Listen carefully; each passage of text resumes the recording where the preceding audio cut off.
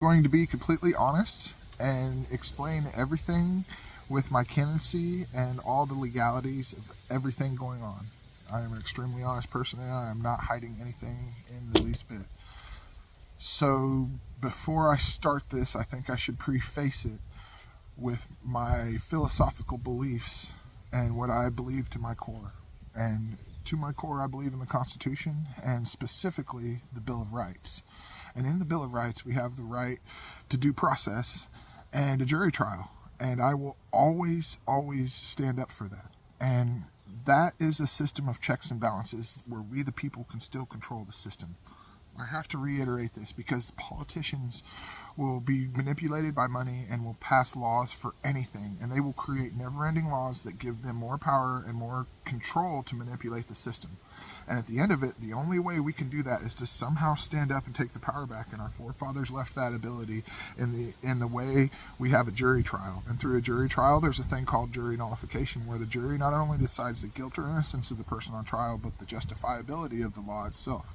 So, at the end of it all, I believe in the no victim, no crime policy, and I will stand on that to my very soul and to the bottom of my core. And I believe that I can take it to a jury, and that if we haven't harmed anybody, I can prove how the politicians are just using these laws to prosper and to give them power, and that we need to try and figure out a different way. So, I will stand up for myself and for anything in court at any time. And just know I will never have a confrontation with a police officer.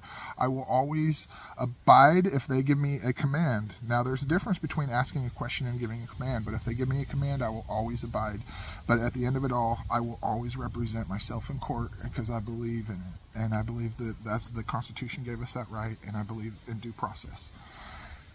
And so, with that, I have to recognize first that I signed a contract saying that I did not owe any taxes and that I am free of taxes and all that. Well, within Missouri, the taxes that they say I owe are incorrect, and I made the money in a different state, so I owe a different state those taxes. That's not valid for the money that they say I owe, so there's automatically a discrepancy there.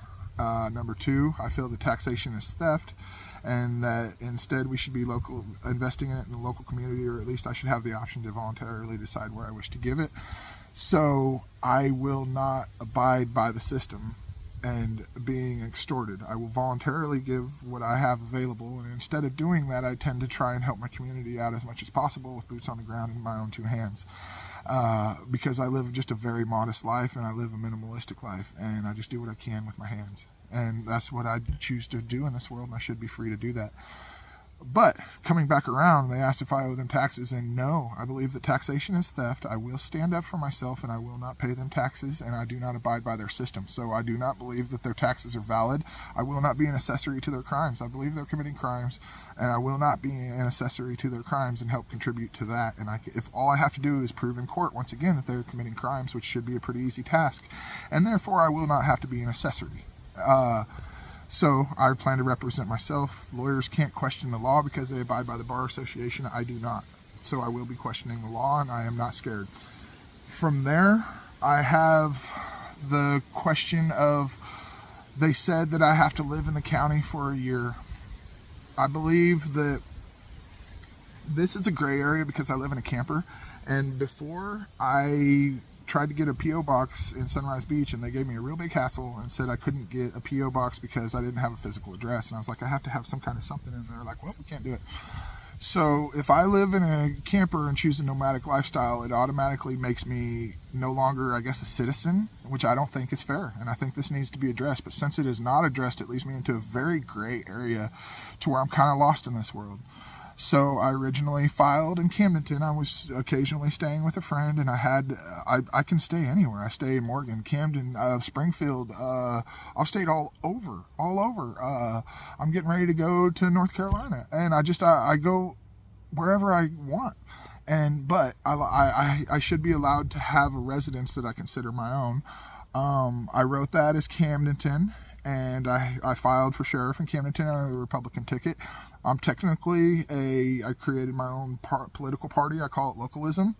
And I believe the local community should just stand up locally and not worry about being divided by the two-party system. But I can't run under that because that's not an option. And the only way to actually get your name on the system, in the system, is to run under one of the two parties, which I feel is corrupt. And that's just kind of part of the whole thing. I'm trying to show everybody that we are just given these two options, and within these two options there's groups and entities that run those two options, and they control the primaries and everything before it even gets to the general election. So the system is so manipulated by so many different political entities that it's really something that we really need to get control of. But it's totally possible and totally doable.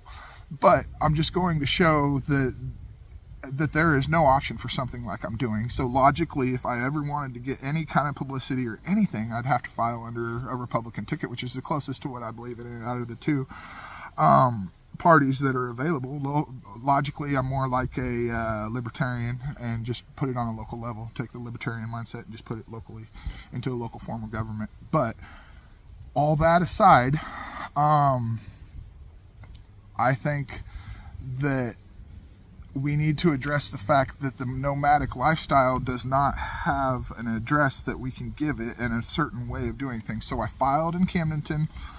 I filed under the Republican ticket. They said I didn't win, obviously. Chris Edgar won, and they said that I couldn't write under a write-in candidacy because I filled out the paperwork to do the write-in candidacy. I left, and they called me back the next day and said you're invalid. And there was another guy who ran as a Republican and then passed a petition around and got put under the Constitutional Party, Patrick Cochran. And he was able to do that and get put twice on the same election. But I couldn't file for write-in, which I don't understand. So I got to thinking about it, and technically I had been staying in Morgan County for a while, and it had been at my mom's house. I've been helping her out a little bit, and it's just I'd been there for a minute, and it's right across the street from Camden County. I can literally throw a rock. It's right across the road from Camden County. So I can throw a rock from her address to Camden County, so it's not far. But I realized that technically I was in Morgan County and had been for a while, and I actually grew up in the house since I was 10 years old.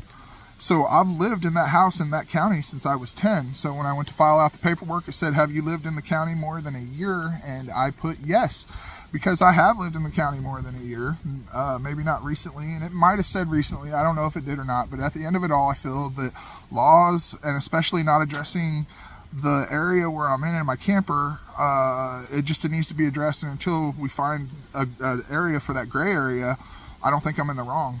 Maybe we can address that and figure something out. But and that's just my perception, and I once again will represent myself, and I think that sometimes laws are created to help give the government more power to do what they want, and we have to stand up and once again take it to our peers and have a checks and balances that way of speaking to the people. Which leads me to my final discrepancy, which is the fact that I don't have a police officer's license. And I once again believe that this is just the system propagating itself up and continuing its cycle of being forced to abide by a different set of rules and laws that should be administered. So once again, I believe the Constitution is the law of the land, and we have the right to life, liberty, and the pursuit of happiness, and the government interference should be minimal, and that they should just be there to help people when they have been harmed and seek justice. We shouldn't be in the business of pre-crime.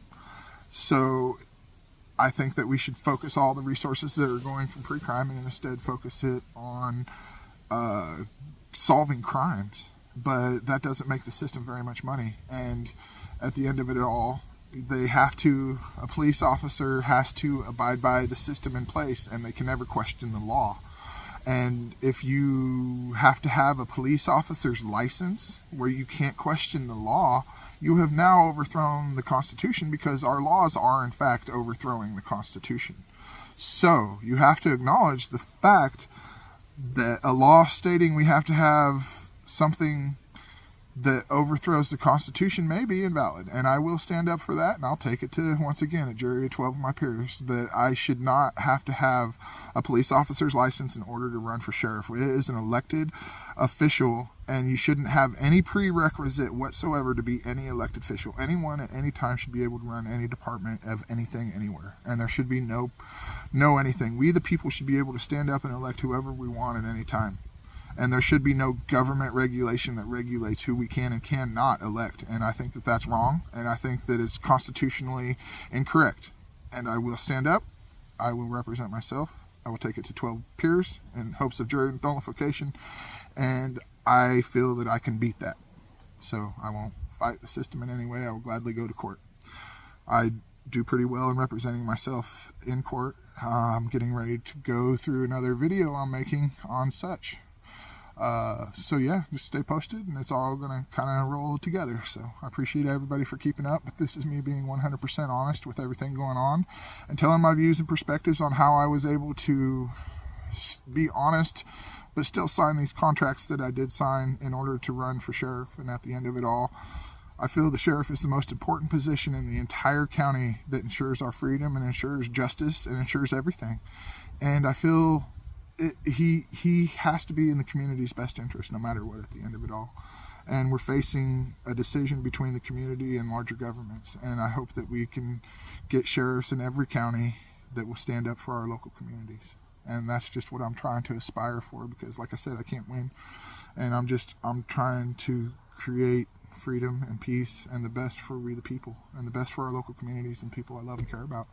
So this is just, like I said, me standing up and drawing a line in the sand and saying I'm not scared anymore, and I know I'm fighting a losing battle, but I'm still going to fight it because I feel it's morally right.